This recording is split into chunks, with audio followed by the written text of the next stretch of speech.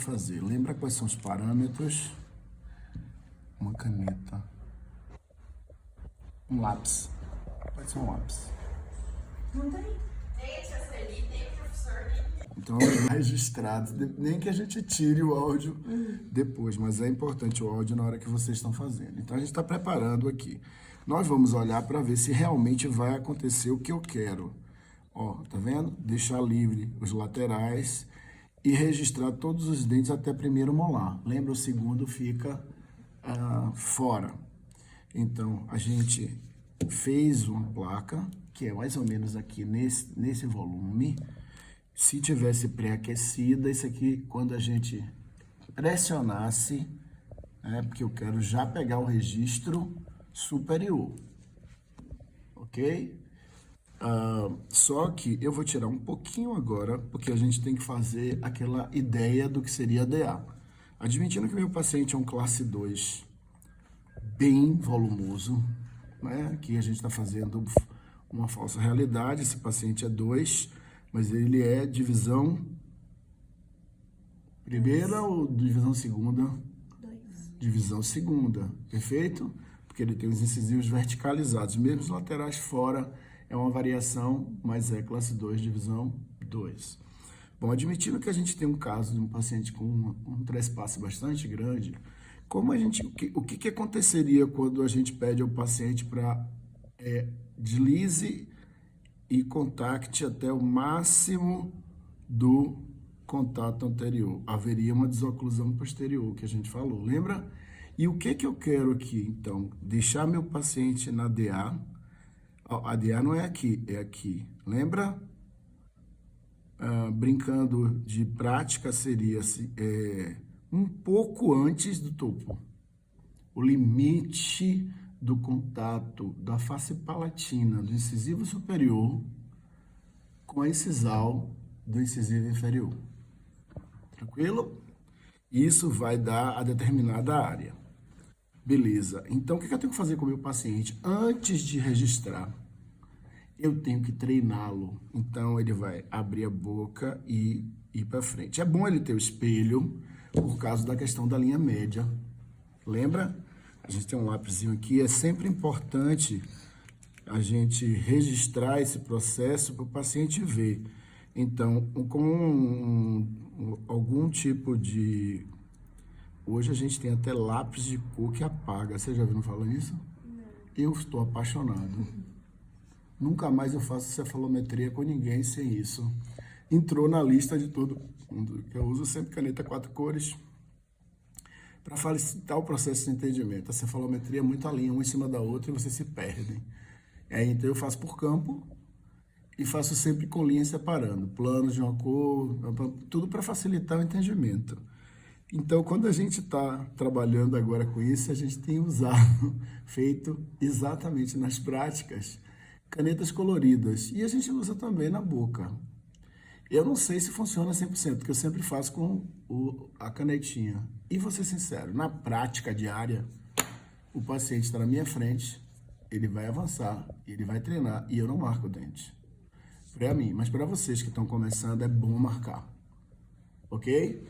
Então, marquem a incisal, né? Marquem a incisal, não, a linha média, para que o paciente tenha a visão dela, e na hora que ele fizer o processo de encontro dos dentes em DA, para que ele memorize essa posição, ok? Ele mantenha as linhas médias coincidentes, porque, imagine que ele tem uma mordida cruzada lateral, e a gente está trabalhando ortopedicamente esse caso para corrigir tudo que tem de problema funcional nele. Então, ele tem que vir para cá. Vai ficar topo posterior ótimo, porque eu vou descruzar também. Então, no tratamento, eu não vou trabalhar só o antero-posterior, eu vou trabalhar o transversal, o vertical e o sagital ao mesmo tempo no mesmo paciente. Então, pequenos desvios, como a gente falou em aula, lembra? São tratados no processo da construtiva. Então, o paciente tem que colocar as duas linhas médias coincidentes. Ok? Depois que ele memorizar essa posição, é que a gente vem com a condição que a gente estava falando aqui de colocar, usando como referência o plano distal lateral, Eu vou colocar aqui de frente para você visualizar. Por que que eu estou pedindo para que isso aconteça? Aqui, como a gente não tem o calor, eu vou ter que apertar bastante para ver se eu consigo registrar bem registradinho aqui. Beleza. No vídeo, ele trabalhou com cera utilidade, você viu? Porque a cera utilidade cede fácil e registra, mas quando a gente está trabalhando lá, a gente aquece e usa a cera 7, porque ela é muito mais fiel do que a cera utilidade. A cera utilidade, ela se deforma muito fácil. Show de bola. Colocamos no plano, vamos ao processo de registro. Então, o paciente já tinha feito a sua memorização, lembra? Já memorizou. Aí ele vai morder na posição memorizada. Eu vou iniciar o processo aqui posterior, tá? E vou tentar trazer para DA. Na hora que o paciente estiver fazendo o processo, você já vai guiando para ele ficar exatamente onde você queria, que é essa realidade aqui. Ó.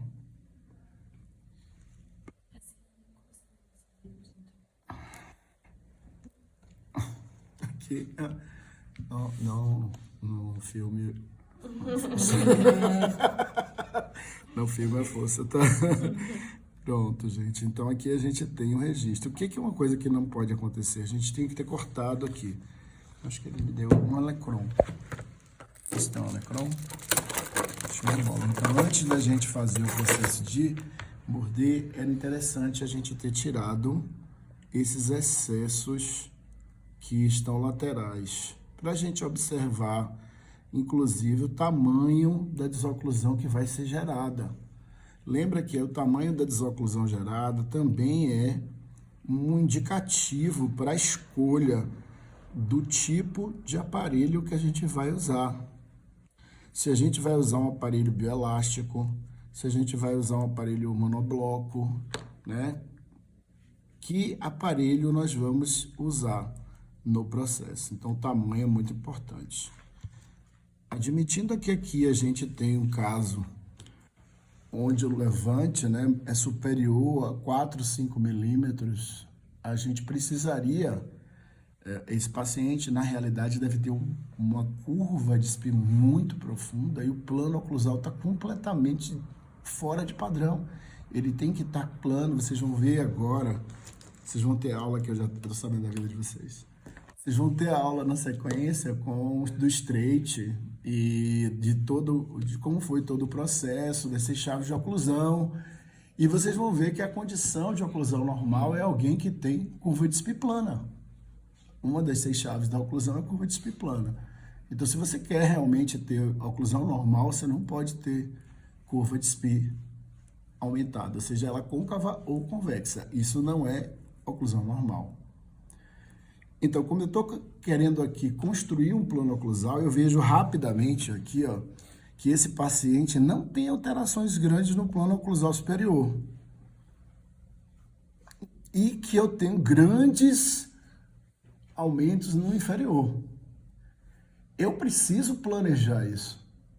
Porque imagine que se eu crio um aparelho que eu deixe esse processo de correção do plano oclusal livre para a extrusão das duas áreas, você concorda que eu vou criar alterações negativas no plano oclusal que já está bom no arco superior? Eu preciso bloquear o processo no superior e eu preciso liberar o processo inferior. Quando você está diante de um aparelho bioelástico, ele tem estruturas também de bloqueio. Beleza, dá para a gente fazer isso. O problema é a quantidade.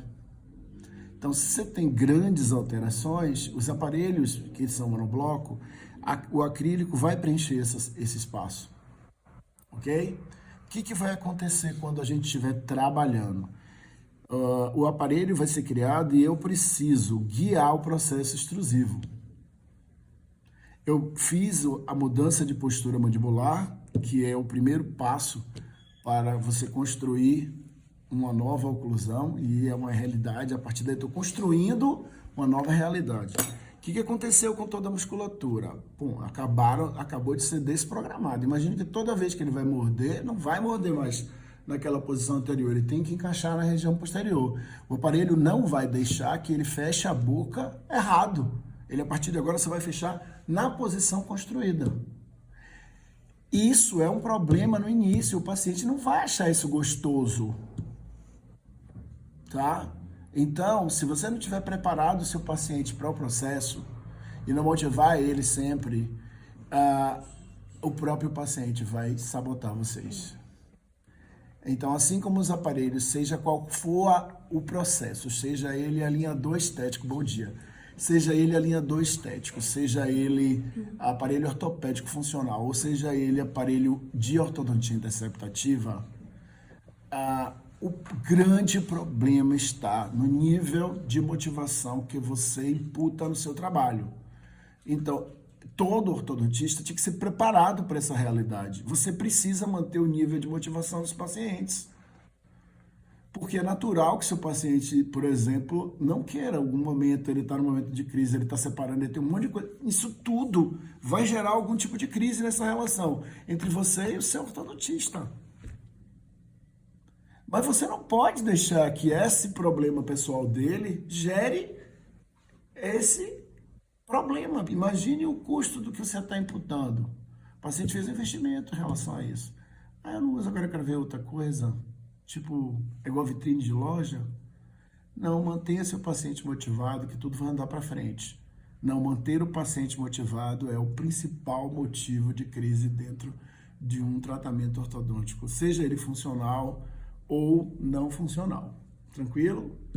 Beleza? Então, essa é a realidade. A partir daqui, eu preciso reconstruir o plano oclusal do paciente.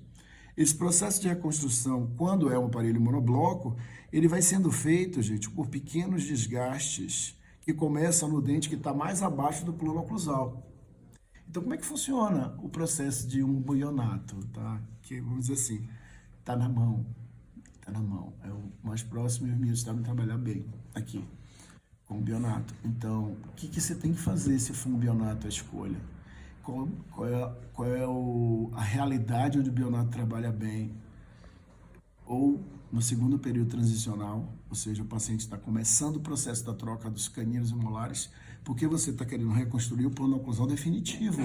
Então, o bionato não serve na dentição mista, não serve para dentição decídua, ele só funciona no processo de transição ou no processo de maturação da oclusão permanente. Então, ele não é um aparelho para botar em qualquer fase.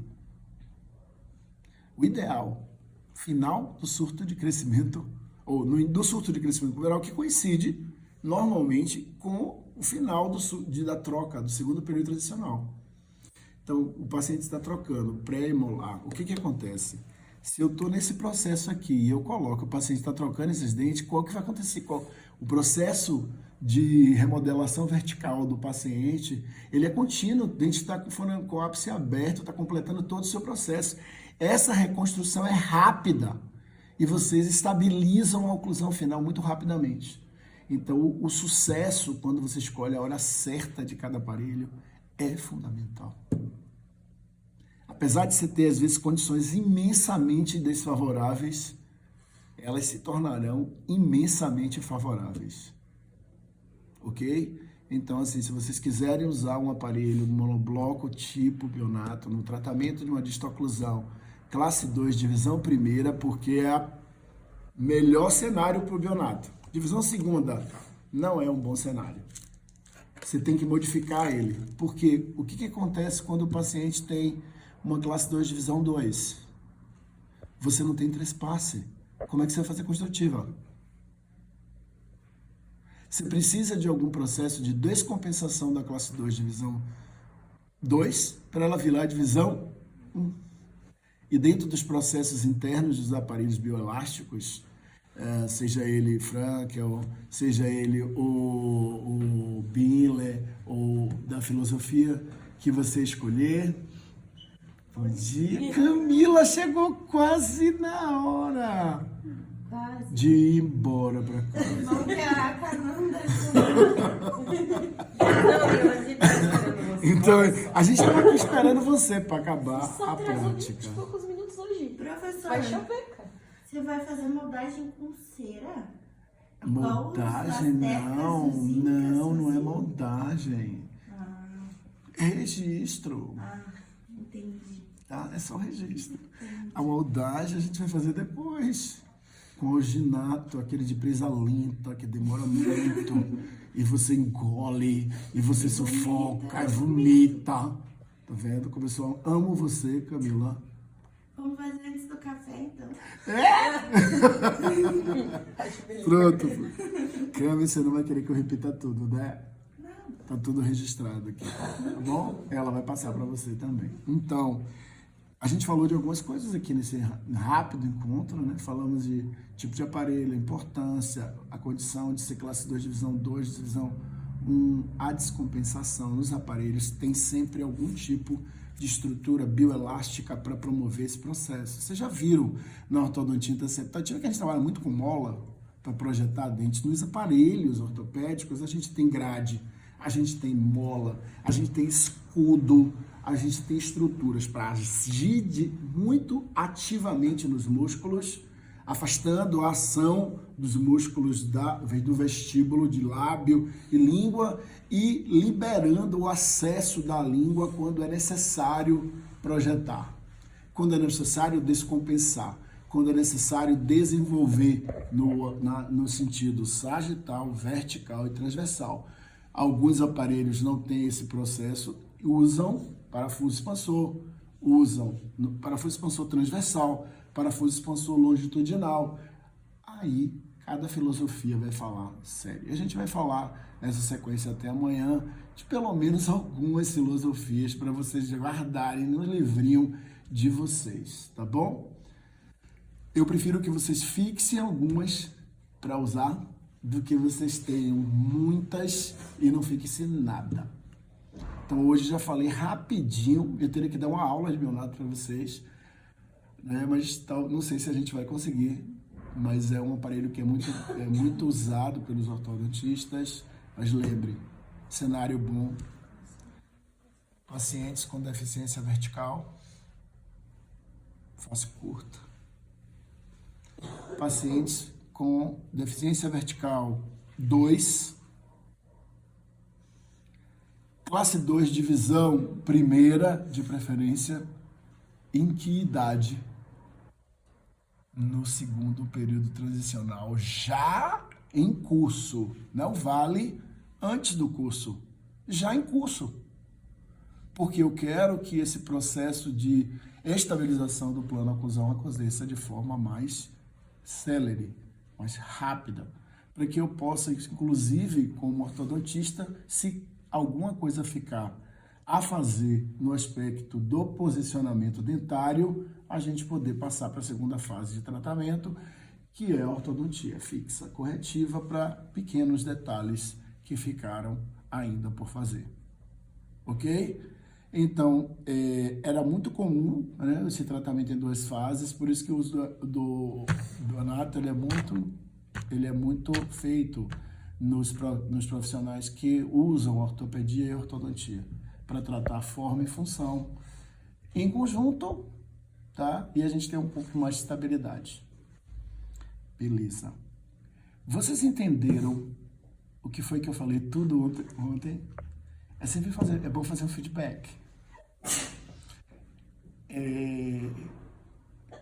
Os aparelhos ortopédicos são presos, sim ou não?